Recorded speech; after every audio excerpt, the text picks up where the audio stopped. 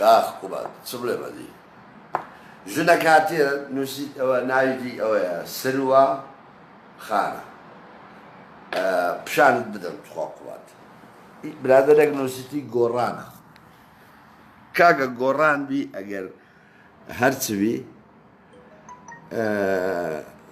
علاقەم نییە بەڵام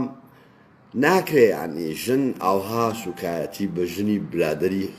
برادەری چی باوەڕ ناکەم ئاڵا باوەڕ ناکەم بیشی ناسی ئەوە سروەخانە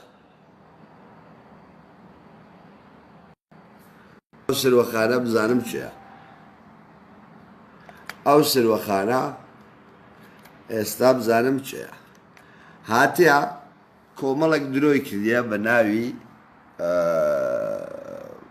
ناوی چێ حەقیقەتی نەگوتیە یعنی درۆ دەلەسەی وای کردیە کە بابە ئەمە ژن و مێردین ئێمە ژن و مێردین باشتر دەزانین باشتەکەی بخینمەوە نووسیتی ئەو سروەخانە نووسیتی چێ ئەو ژنەی فەرهاد پیرباڵی تووشی نەخۆشی نەفسی کرد باشە قوبات زارێ پێش هەموو شتێک بزانین ئەمە نەخۆشی نەفسیم هەیە فێسبووکە ئەنتەرنێتە فێسبوک گوتم ئەو دەستخانەیە بۆ خۆم دانیشتوم باش ئەو ژنە چێیە کە فەرهاد پیرباڵی تووشی نەخۆشی کرد بە بوختانی سروەخانی ئاڵایە کە خێزانی یەکەمم بوو کە دەڵێم خێزانی یەکەمم یعنی ئەو ژنم بوو ئەوەی یەکەم ژنم نەبووە تەرزە جاف واز لێوی بینم بەڵام بەنسبەت واز لێوی بینم جارێ بەردەکەم لە سەردانایە بەڵام بەنسبەت ئاڵای کە ئەو سروەخانە گۆڕانە یەکێتیە عەلاقەم نییە ژنە جوان نییە بەرەو ئەو ڕەمەزانە ژن ئاوها بوختان بە یەکتر بکە ئاڵای فەقیر چی کردە نووستی ئاڵای تەمەن 23 ساڵ شووی بە فەرهادی 53 ساڵ کرد گوایە باش جنێو نادەم سروەخان تا دەتگرم خوا دەزانی کە گرتتم چت لێ دەکەم وەڵڵەه ملت دەبێت تۆ بداتە مەحکەمە جنێوت پێ نادەم عەزیزم ئینشاڵڵا جنێوم پێتەرێک داکەم گوایە چێ گوایە عاشقی یەکترن کاکە بۆش ڕازیم بوختانم پێ دەکرد دواتر داوای لێ کرد ئاڵا داوای لە فەرهاد کرد تاکە سامانی فەرهاد تاکە سامان توا حەق نییە جوونیش پێ بدەم کە خانوە دووقاتەکەی بوو شوقەیەک بوو بە 38 دەفتەر کڕی بووم ئەو کات بای 20 دەفتەر بوو بیکاتە داوا لە فەرهاد دەکە بیکاتە ناوی هەر هەفتەیەک دوای ئەوەی ئاڵا بووە خاوەنی خانووەکە کچە وەرە جوونی پێمەدا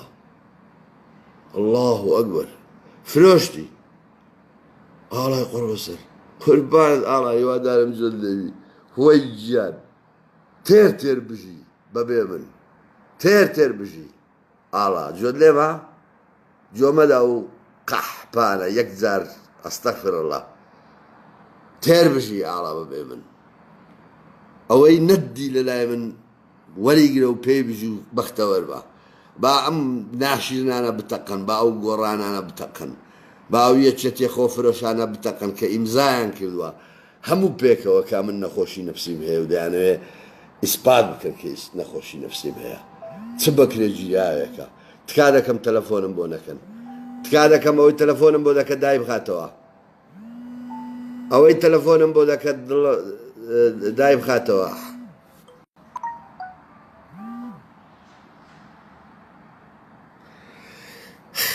باش سروەخان بزانین چیتری نووسە هەر هەفتەیەک دوایەوەی ئاڵا بووە خاوەنی خانووەکە فرۆشتی و چوویەوە بۆ لوبنان فەرهادی داماویش تووشی ئەو حاڵەتەی ئێستای کرد باشە قوبات چ لەو ژنەی بکەم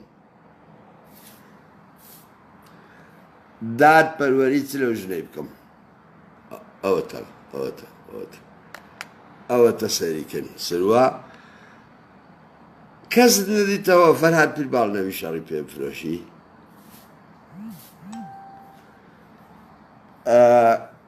قوباد ئەو ڕۆژانەم بیر دێتەوە ئەوە سروێخانە ئەو ڕۆژانەم بیر دێتەوە کە لە سلێمانیەوە لەگەڵ محەممەد موکری نامەد لە بۆم نارد نامەیەکی ناڵێم نهێنی بەڵام تۆ حاکم بووی لە سلێمانی حاکمی یەکەم و ئەشرەف حاکمی سلێمانی بووی لەگەڵ محەممەد موکری نامەیەکتان لە بۆم نارد گوتت فەرهاد مێ سلێمانی چونکە نەوشیروان مستەفا لەگەڵ ڕووناک فەڕەج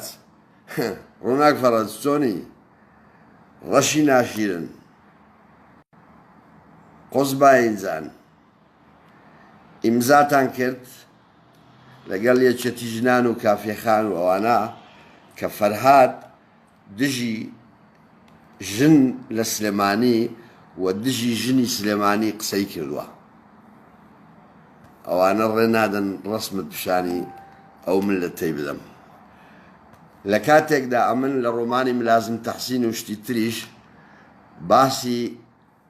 ژنی سلێمانیم بەو پەڕی جوانیەوە کردبوو بەو پەڕی دیفاعم لە وەزعی ژن کردبوو ژنێک کە کەوتۆتە بینی پیاوێک کە پێشمەرگەیە نایخوازێت و خۆشی ناوێ و پیاوێک کە بەعسیە و ناوی ملازم محسنی سلێمانیە چ بکە لە نێوان ئەو دوو هەڵوێستەدا ئەو ژنە ئەوەی هەڵبژات کە بچی مرد بە ملازم محسینی بەعسی بکە ئەوەی هەڵبژات کە ئەوەی هەڵبژات مرد بە ملازم تەحسین بکە چونکە گوتبووی دەجخوازم بەڵام لە کۆتاییدا لە ڕۆمانەکەم ملازم تەحسین و شتی تریش ئیسپاتم کردووە کە ئەویش هەر یعنی ملازم تەحسینی بەعسی ئەویش هەر ئەو ژنە ناخوازێ باز لەو کاتە باز لە بەرگری ڕۆمانەکەم دەکەم من یعنی بەرگری لە خودی ڕۆمانەکەی خۆم دەکەم کە چۆن سەرتان بڕی ناشرینتان کرد داتانە مەحکەمە فەرماندەی هێزی پێشمەرگەی هەموو کوردستان شکایەتمی لێ کرد کە ئەمن دژی پێشمەرگەشتم نووسیوە بێ ئەخلاقیم بەرامبەر پێشمەرگە کردیا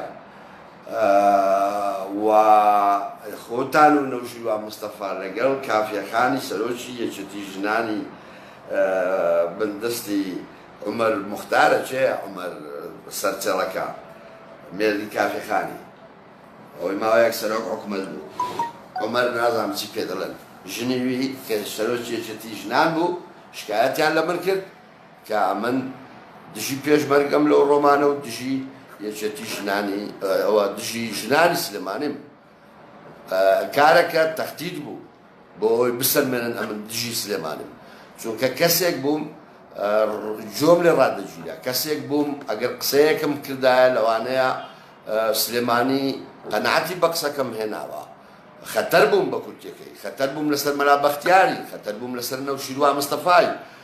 لەسەر بەرهەمی چونکە بەرهەم هێشتا نەگەیشت بۆ سوڵتان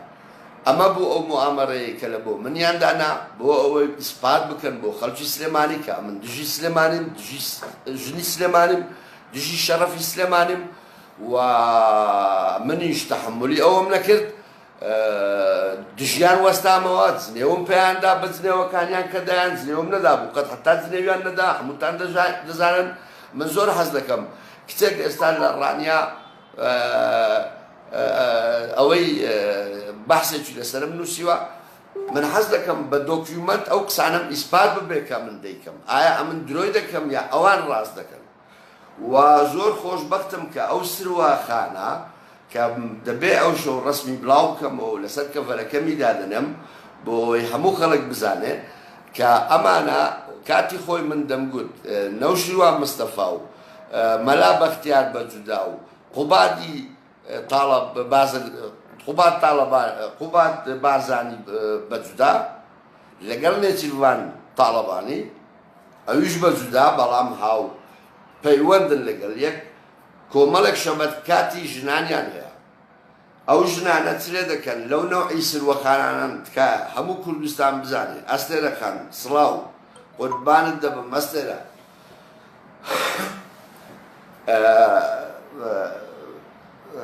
دەیانەوێ هەموو ئامانجیان ئەوەیە کەسێکی وەکو من بشکرن من لەو ڕۆژانەی بەرەو ڕەمەزان چووندا مستەحیلە تەحملی ئەوە بکەم کە ژنێک کە خۆی فرۆشتیە وەکو ئەو سروەخانەی لەناو ئەو شەبەکەیەی قەحپانە کە کاتی خۆی باسم دەکرد لەگەڵ خەسرۆ جافی بەتایبەت یەک شەبەکەن لەسەر دوو سێ خەت ئیش دەکەن لۆ چووکە تەمەشایان کە هەموو ئەو نەوعانە پێشتر پارتی بووینە یەکێتی یان یەکێتی بووینە گۆڕان یان گۆڕان بووینە شوعی یان شوعی بووینە قەحپەی نێچیروانی یان ئەوها یعنی کۆنە حیزن کۆنە پیسن یا ڕەبی لەو ژنانە دوورم بخەیتەوە سروەخان تۆ ئەو قسانەت بۆ نووسیوە ئەوە سروەخانە سەیریکە وش قوبان چرەوەی بکەین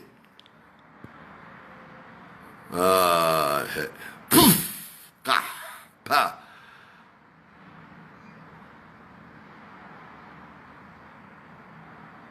بۆ درۆ بە ناوی ئاڵای دەکەی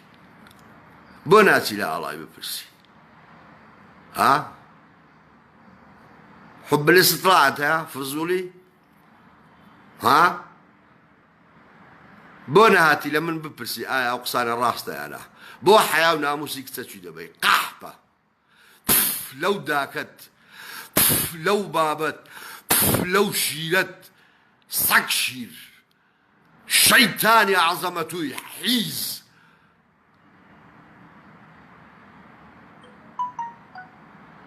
چی لێ بکەم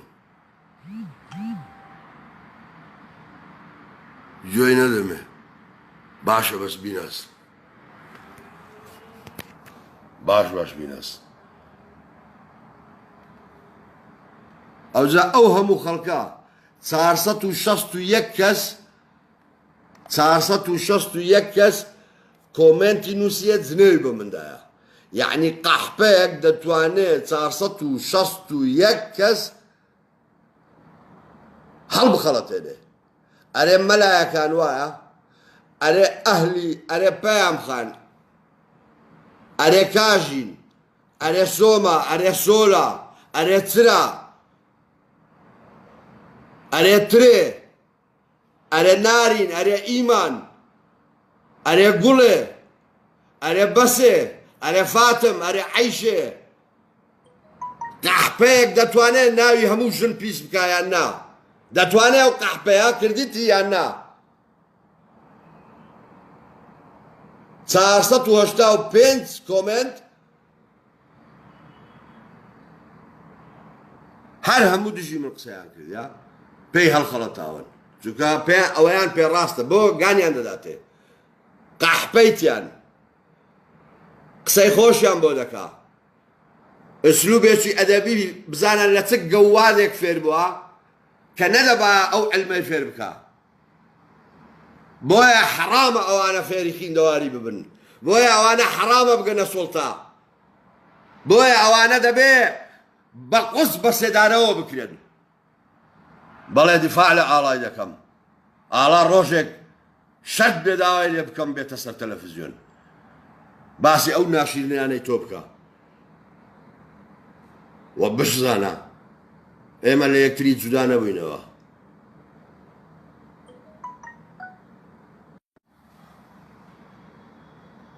کە دەڵێم لە یەکتری جودا نەبووینەوە یعنی هەر ئینسانێکی عەزیزە لەلەم ئەتوو قۆندرەی کە ناشت ناسم نازانم کچی کوێی شەرت بێ دەبێ ڕەسمەدا هەڵە جیاتی خۆم ڕابگرم نەوعی وەکو تۆیە دەکوژرێ هەی قەحپە نەوعی وەکو تۆیە پێ ناچێ عەینەن بێ دەمەوێت تێبگەم دەمەوێت تێبگەم بۆ وات لە من کرد ها بۆ وات کرد من ئەم شەو زیاتر لە سەعاتێک لە زەمانم بەفیڕۆ بدەم کچێکی برادەرم قوربانی بم ڕۆژێک پێی گوتم گوتی فەرهاد تۆ ڕۆژێک ئیسراحەتت نەبووە لە حەیاتت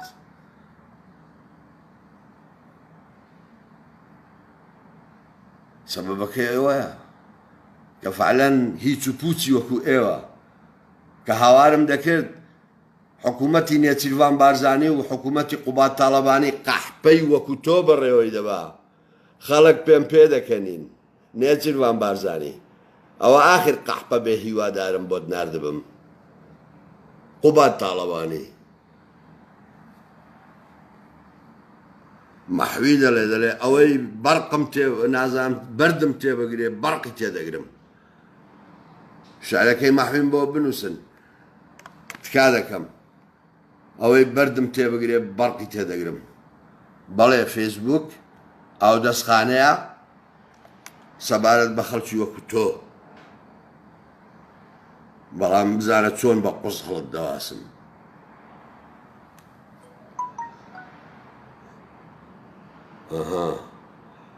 فەرهاد نەبم ئەگەر بە قوس هەڵت نەواسم لەگەڵ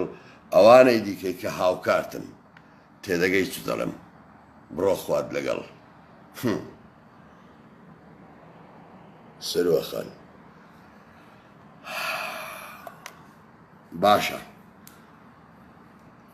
ئاخر قسەم دەکەم دەڵێم من بە تەجروبە بۆم دەرکەوتووەکە پیاو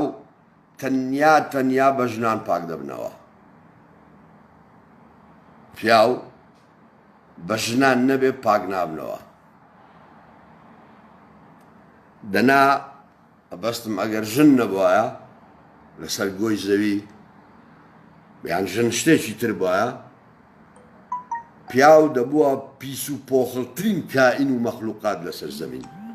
ئەوە قسەی فەرهاد پیرباڵیە پیاو تەنیا بە ژنان پاک دەبنەوە ئەجینا پیس و پۆخڵترین کائین و مەخلوقات لەسەر زەوی پیاوە بۆیە بەڕای من پێش ئەوەی ئەمە تەرکیز لەسەر پیاو بکەین پێش ئەوەی ئەو هەموو پارەیە لە پیاو سەرف بکەین پێش ئەوەی ئەو هەموو سەروەتە کە بەڕاستی هەمووتان دەزانن زیاتر لە پیاو سەرف دەکرێت وەرە بزانم میزانیەی ساڵی داهاتوو کە میزانیەی ساڵی داهاتوو لە پەرلەمانی کوردستان جەنابی ئەوە ناوی چیە ڤالاخان سەرۆک پەرلەمان من لێرەوە داوای لێ دەکەم با بزانین بۆ دزەی ساڵی داهاتوو لە حکوومەتە نوێیەکە چەند بۆ ژنان تەرخان دەکرێت بۆ بەرژەوەندی ژنان و بەرەو پێشەوە چوونیان و ئەو ئاوات و داخوازی و مافانەیان گۆ دەڵێن وە چەند بۆ پیاو ئەم سوالە داوا لە ئەستێرە کەریم دەکەم برادەرمە لێرەوە دەتوانم پێ بڵێم هاوکاریشینیان دێکجار وەکو پەیام خانی پەیام حازم ڕام بۆی هەیە کار دەکا لەسەر مەسەلەیە کە هاوکاری بەرەو پێشەوە چوونی فکرەیەک دەکا کەواتە با بزانین چەند بۆ ژنان تەرخان کراوە ئەمساڵ ئەوەی کە پەیوەندی بە مافەکانیان داخوازەکانیان هەیە یان بە پێچەوانەی ئەوە لە ساڵانی ڕابردوو با لێکۆڵینەوەیەک بکرێت بە هەستەخەڕوجێک بکرێت ڕێکخراوەکانەتی بۆ چکار دەکەن با بزانین لە حکوومەتەکەی نێچیروانی چەند ئەوانی ڕابردوو وی کۆسەتی ناڵم کۆسەتی فەقیر چەند بۆ ئەوەی تەقدیم کرایە کاکۆسە گاڵتت پێ ناکەم برای منی بەڵام ئەتۆ کۆنی یعنی ئێستا وەزعی ئەمڕۆ گرنگە وەزعی ئەمڕۆی سلێمانی گرنگە بابزانین چەند بۆ ژنان تەرخانکرایە لە چاو منداڵان لە چاو لاوان لە چاو نارن ئافرەتنیوەی کۆمەڵە کەواتە پارە زیاتر بۆ پیاوان خەرج دەکرێت لە وڵات وەرزش وەرە بزانە چەند فەریقی وەرزشمانەیە چەند فەریقی وەرزشی ژنانمانەیە وە کۆی گشتی پارەکە دەڵێن کەواتە ئێمە دەبێ پێشەوەی پیاو پاک بکەینەوە و پێشەوەی ئاو پاک بکەینەوە شتا ئاویش پاک بکەنەوە و پێشەوەی پیاز پاک بکەینەوە دەبێ ژن پاک بکەینەوە نەک ژن پیسە نا لەبەرەوەی بە پێچەوانەوە پیاو بە ژن پاک دەبێتەوە بە ماتماتیک بێ یا فیزیاش بێ دەشێ هەڕاست بێت چونکە دوو پیس دەتوانن یەکتر پاک بکەنەوە چۆن و لە هەمان کاتیش پیسەکی بەهێز دەتوانێت پاکە پیس بکە و پاکەکی بەهێزیش دەتوانێت پیسێک پاک بکاتەوە ئێمە ئەگەر گوتمان پیاو تەنیا بە ژن پاک دەبێتەوە قسەکە ڕاست بێ وەرە فەرموو تو ژن نەوی لۆ خۆت پاک دەکەیەوە لۆ نینۆکی دەکەی خۆی ژنانیش وایە بەس زارێ با باسی پیاوە بکەین کەواتە واز لەو ئیسپاتاتانە دێنم دێمەوە سەر خەتە فکریە ئەساسەکەم نامەوێت بچمەن مناقەشاتی لابەلا کەواتە دەبێت ژن پاک ئەهمیەتی پێ بدرێ بۆ ئەوەی بتوانێت ئەو دەورە گەورەی خۆی ببینی کە پاچی خۆی بگاتە ئەو ئاستەی بیگەنێتە ئەو ئاستەی پیاو پاکاتەوە چونکە پیاون مسلمەکان کاکە وایە پیاونەوانەی قەرار دەن جەنگ دروست بین مۆسۆلینی نەبوو هیتلەر نەبوو سەدام حوسێن نەبوو خومێنی نەبوو یاسر عەرەفات نەبوو هەموو لینین نەبوو کەواتە ئەساسی جەنگ قەرار لە دەست پیاوە ڕاستە بەڵام ژن ئەو دەورە وەکو گوتم دەبێ بتوانێت ئەو قەرارە لە دەست پیاو کە قەراری جەنگە نەستێنێتەوە بەڵام مشارەکەی بکە لە بڕیاردان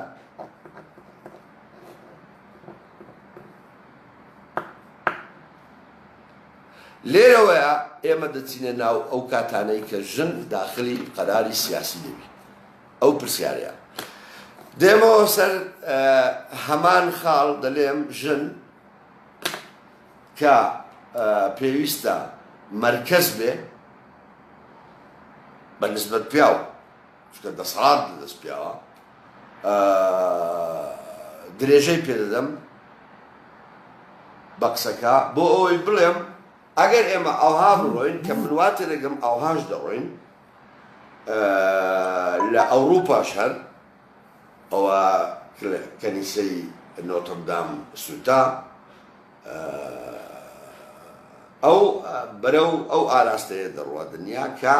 بەڕاستی سەدەی 21 دەبێت سەدەی چاو لە ژن بوون بێ نەک چاودێری نا ناچار دەبێت پیاو ناچار دەبێت جۆ ڕابگرێت ناچار دەبێت بە زۆریش بێ بیهێنێتە ناو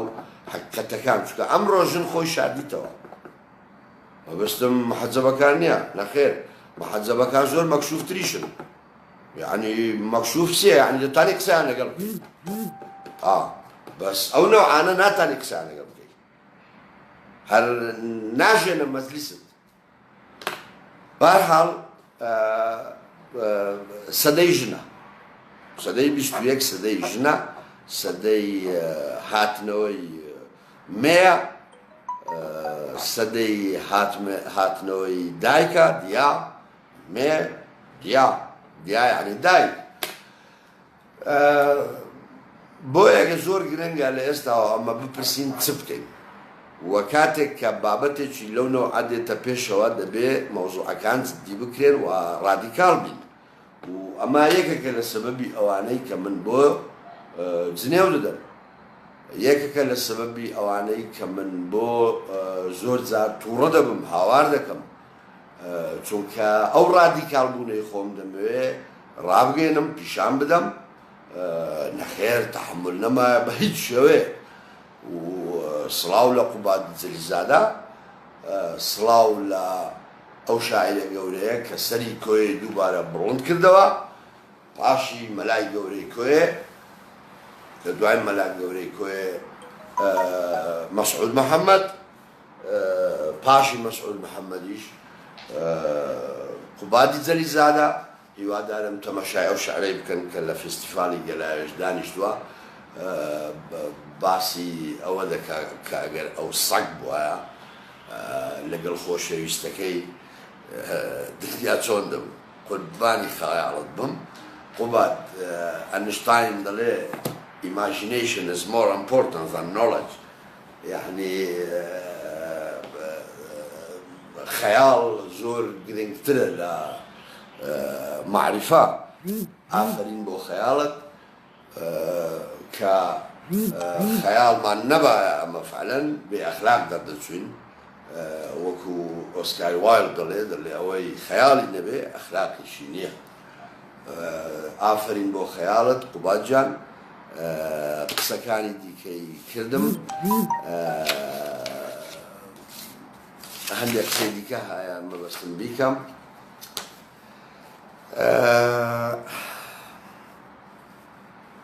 جارێک من وتم لە 21/11/2021 دەمرم و ئینشاڵە ژوای لێ چکە دامناوە کە تا 21/11/2021 هەموو ئەو کارانەی دامناوە کۆمەڵە کتێبە بیان نووسم و کۆمەڵە کاری ئەکادیمیە حەزم لێ بیکەم ئامانجمە کۆمەڵک تابلۆیە فیلمێکە بەهەرحاڵ دەمەوێت ئەنجامیان بدەم ئەوجا کۆتایی ئینشاڵەوە دەبێت 21/11/21 واتێ دەگەم یعنی تەمەنی خۆم لێ ڕادەوەستی وەزان 21/11/2021 بۆ ئەو شتم باس کرد بۆ ئەوەی حەقیقەتی خۆم بەخۆم بڵێمەوە بەخۆم پێتان بڵێم بۆ کچێکی وەکو ئەوە یان پاشی مردنم بێ کۆمەڵە قسە نەک بە ناوی من بە ناوی ئاڵاژ بکە وەختە ئاڵای فەقیریش ناتوانێت دیفاع لە خۆی بکە دەڵێ فەرهاد مردن ڕۆی بۆیە پێویستە من ئەو لایف مایفانە بکەمەوە بۆ وای کردیا نەحزانم بەڵام وەکو گوتم لەناو ئەو شەبەکاتانن کە نێچیڤان هەیتی شەبەکاتی ژنانی لەونەوە کە زۆریشن و بەشێکی زۆریان هەموو دەفتەرم هەیە دامنایە ناویان تەفاسیلیان هەمووی لەلامە باش دەزانم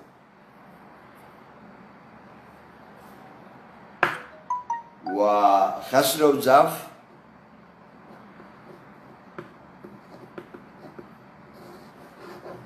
ئەو حەڵقەی وەسڵەی هەردووشتان هی نەچیڤان و هی قوباد و جەماعەتی تریش قاحپەی لە بندەستا خۆتان دەزانن ناوی زۆر خەڵکم هینایە و دەمێنێتەوە سەر وەزارەتی عەدل لەو ڕۆژانە تەرتیب دەبێ ئەگەر نادەبێ من ئێستا بە شەق بمهێنە دەرەوە لە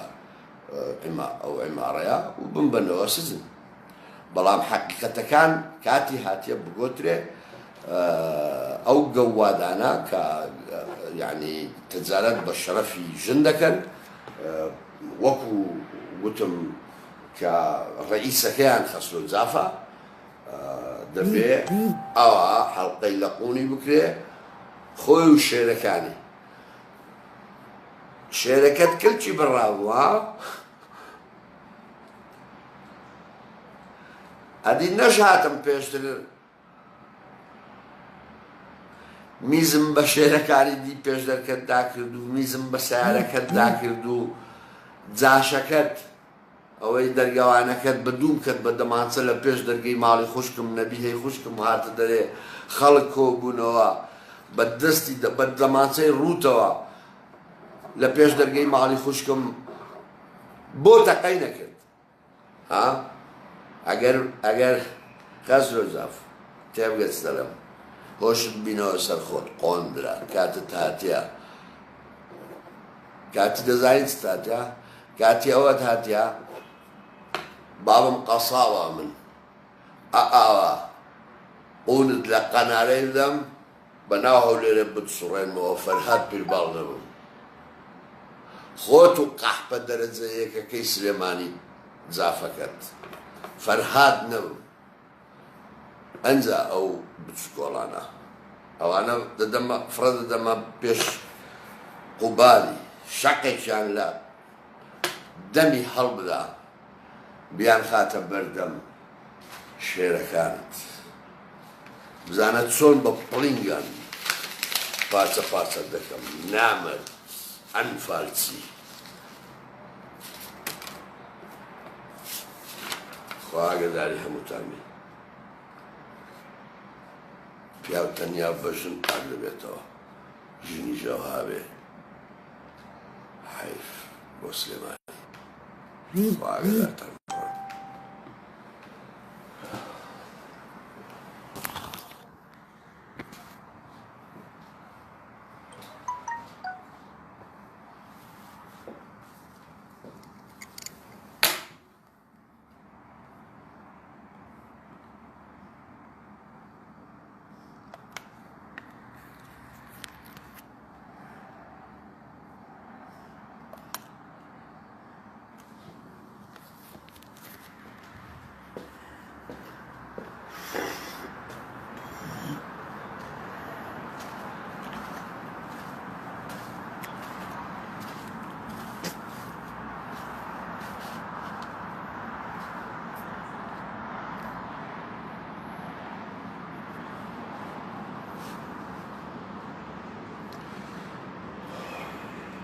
قوباد غەریبی سلێمانی دەکەم